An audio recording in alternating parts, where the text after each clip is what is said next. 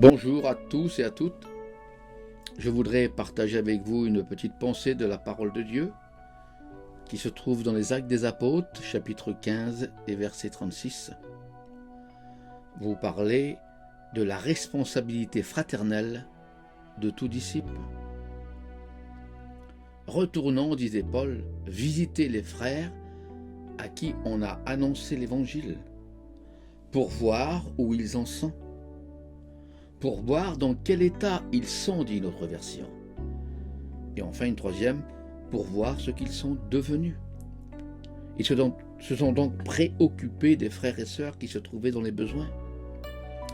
Remarquez que les trois versions sont différentes, mais ils ont gardé le même mot « voir ». Ils se sont donc rendus sur place pour voir. Parfois, nous nous contentons d'un coup de téléphone ou d'un message numérique envoyé. Eux, ils ont voulu voir sur place pour prendre connaissance des besoins de leurs frères et sœurs qui souffraient dans leur région. Paul et Barnabas ont dit « allons les voir ». Ils voulaient voir de leurs propres yeux ce qui se passait, constater la vraie réalité. Parce qu'il faut le dire, il y a deux sortes d'agents. Celui qui est au bureau, qui supervise de loin, qui a un regard de loin, qui n'a qu'une information écrite, ça restera bien. Mais il y a surtout ceux qui sont sur le terrain, qui voient réellement ce qui se passe. Ils sont conscients du moindre besoin. D'ailleurs, en regardant quelqu'un, ils ont compris parfois son besoin. Ils sont sur place. Ils pourvoient, ils aident. Leur présence sur place rassure. Et c'est pour cette raison que Paul et Barnabas sont allés visiter les frères et sœurs sur place. Permettez-moi de vous expliquer ce genre d'expérience que j'ai vécue il y a quelque temps en arrière, alors que nous étions, comme tous serviteurs de Dieu, dans notre région hivernale, et que j'ai eu l'occasion aussi, dans les années précédentes, de visiter certaines de nos églises de France à l'aide de trains, d'avions et de voitures. Nous étions, moi et ma femme, partis pour 2 ou 3 jours, week-end, dans certaines de nos églises. Et puis, merci Seigneur, on était utiles, on faisait l'hôtel, l'église, et puis les frères d'Avignon disant qu'on avait eu une bonne mission. C'était une bonne chose, amen. Mais le Seigneur, avec les années qui ont suivi, m'avait demandé quelque chose, c'est de vouloir faire la même chose, mais de me rendre sur place pour voir. J'ai donc organisé une équipe ensemble d'une quinzaine de caravanes, et nous sommes partis sur place pour voir ce qui se passait. Et les expériences sont tombées à ce moment-là. Alors que nous étions dans une région pour 15 jours, un frère est venu vers nous pour nous demander de faire un rallye de jeunesse qui n'était pas du tout prévu. Et enfin, après son insistance, nous avons donc, moi et le petit Gervais, Benoît, resté à l'église pour faire ce rallye de jeunesse. On m'a rappelé, j'ai prêché sur le geôlier de Philippe, qui à un moment donné, alors que les prisonniers se sont enfuis, a voulu mettre fin à sa vie, et que Paul a dit « Ne te fais point de mal, nous sommes là ». Et puis dans mon message, j'ai traduit ça comme cela, en parlant à ceux qui s'étaient devant moi. Le Seigneur te dit « Ne te fais pas de mal, car je suis là. Ne te fais pas de mal, car je répondrai à ton besoin et je te donnerai la vie éternelle. » La réunion s'est terminée, et à la fin de la réunion, il y a un garçon qui est venu vers nous. Il a dit « Écoutez, j'ai quelque chose à vous montrer ». Et puis il nous a amenés à sa voiture. Et dans le coffre de sa voiture, écoutez bien, il y avait une corde, prêt à se pondre avec aussitôt la réunion finie. Il voulait mettre fin à ses jours, et là, le Seigneur avait intervenu par cette réunion qui n'était pas du tout prévue sur place. Amen. Nous étions aussi dans une autre région, et puis il y avait 2 églises à quelques kilomètres de différence, et nous avons visité les 2 églises pendant les 15 jours que nous étions là-bas. Nous avions mangé vers les serviteurs de Dieu, nous avons rendu visite à ces gens-là sur place, et puis au bout de 15 jours, nous sommes partis, et quelques mois après, nous avons reçu un coup de téléphone de responsables de cette église qui nous ont dit « On vous remercie d'avoir passé chez nous ces 15 jours-là, parce que vous n'étiez pas au courant, mais nous étions quelque peu divisés, et par votre passage, eh bien, les églises se sont réunies. Amen. Nous n'avons pas un Dieu diviseur, mais un Dieu rassembleur. Amen.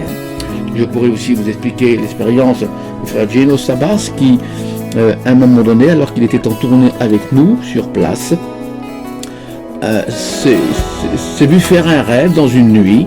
Il s'est vu avec un homme dans une caravane en train de lui parler de Dieu, et quand cet homme écoutait lui parler de Dieu, ce n'était pas un chrétien, des larmes ont commencé à rouler sur ses joues, et puis il s'est levé, béni, et puis il a pris ce garçon dans les bras.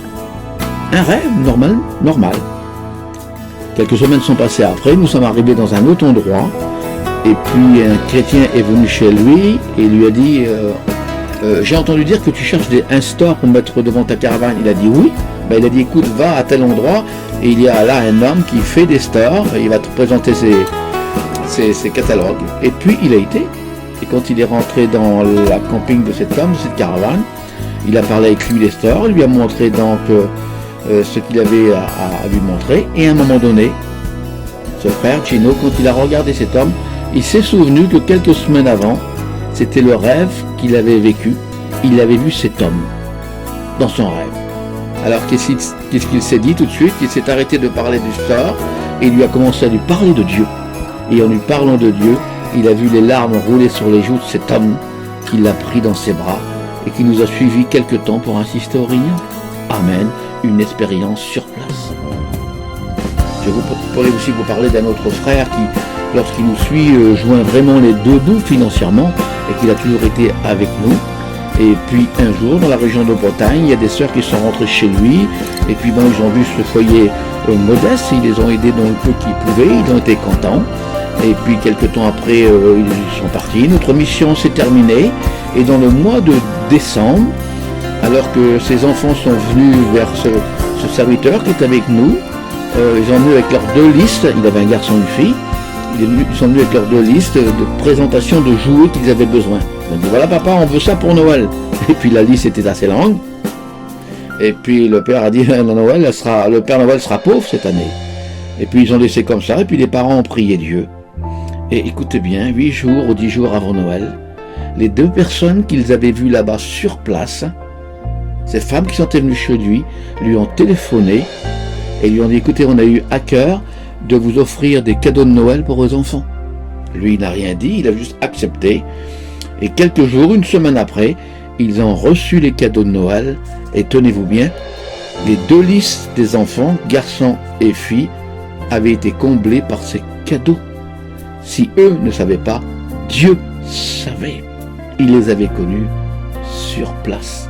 Alléluia, voilà ce que Dieu fait. Le Seigneur cherche des hommes, des femmes, des couples qui sont prêts à en payer le prix pour accomplir l'œuvre de Dieu d'amour pour des frères et sœurs qui sont dans le besoin. Je dis une œuvre d'amour parce que notre amour pour Dieu sera mesuré à l'amour que nous avons pour les autres. L'amour divin de Dieu, agapo, est déversé en nous par le Saint-Esprit. Galates chapitre 5 et verset 22. Cet amour de Dieu me pousse automatiquement à l'amour du prochain. Philéo. Plus l'amour pour Dieu remplit notre être, plus elle débordera sur les autres. Qu'est-ce qui pousse un serviteur de Dieu à s'engager, à tenir des heures pendant des années? C'est l'amour de Dieu qui est déversé sur les âmes. Donc on mesure notre amour pour Dieu quant à l'amour que nous avons pour les autres. La santé de nos frères et sœurs doit nous préoccuper. L'état du troupeau de Dieu doit être notre première préoccupation. Hébreux chapitre 10 et verset 24. Veillons les uns sur les autres. Amen. Sur la foi du nouveau converti, qui n'est pas encore assez ferme. Veillons sur les uns et les autres, sur ce couple qui passe diverses difficultés et qui a besoin de notre aide. Sur ceux qui passent des épreuves de deuil, où les mots n'ont plus de valeur, mais notre présence fait le poids. veillant sur les uns et les autres. Tel frère court un danger, allons l'avertir avec amour et douceur. Retournons visiter nos frères et sœurs pour voir, amen, où ils en sont. Il a donné, il sait donner. À son exemple, nous avons reçu et nous devons donner. Nous sommes à la disposition de celui qui entend se servir de nous quand il veut, où il veut, comme il veut. Dieu emploiera des hommes ordinaires pour souvent accomplir des tâches extraordinaires. Alléluia. Mais moi, j'ai des soucis aussi. Moi aussi, j'ai des problèmes, diront certains. Le Seigneur pourrait te dire, occupe-toi de ceux des autres et je m'occuperai des tiens. Alléluia. Et je voudrais terminer avec Genèse chapitre 37 et verset 14. Va voir si tes frères sont en bonne santé, pour le chrétien. Et si le troupeau est en bon état, pour le serviteur de Dieu. Et tout cela, tu me rapporteras les nouvelles. L'important d'aller voir est de faire tout notre possible pour eux. Et ensuite de tout rapporter à notre Père dans la prière. Seigneur, j'ai vu, mais je ne peux pas répondre à tout. Interviens, Seigneur. Cela nous donnera des sujets de prière et où Dieu se fera aussi un plaisir d'agir. Alors, après l'action, attendez-vous à l'onction. Genèse chapitre 37 et verset 16. Que cherches-tu? Je cherche mes frères. Que Dieu vous bénisse et vivons cette communion fraternelle entre frères et sœurs.